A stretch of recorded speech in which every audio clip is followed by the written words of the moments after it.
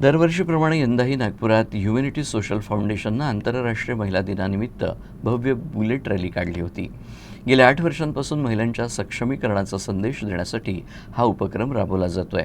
यंदाही या बाईक रॅलीत तरुणी आणि महिला मोठ्या संख्येनं सहभागी झाल्या होत्या.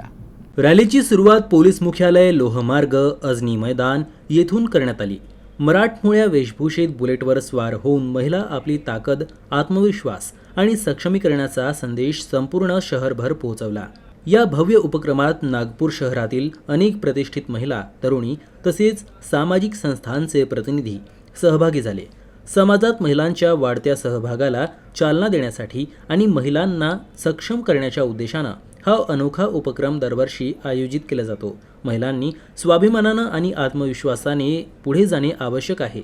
बुलेट चालवणे हे केवळ स्टाईल किंवा रोमांच नसून ते महिलांच्या आत्मनिर्भरतेचं प्रतीक असल्याचं ह्युमॅनिटी सोशल फाउंडेशनच्या अध्यक्षा पूजा निर्मला प्रमोद मानमोडे यांनी सांगितलं. आम्ही 8 वर्षापासून जागतिक महिला दिनानिमित्त बुलेट रॅलीचं आयोजन करत असतो.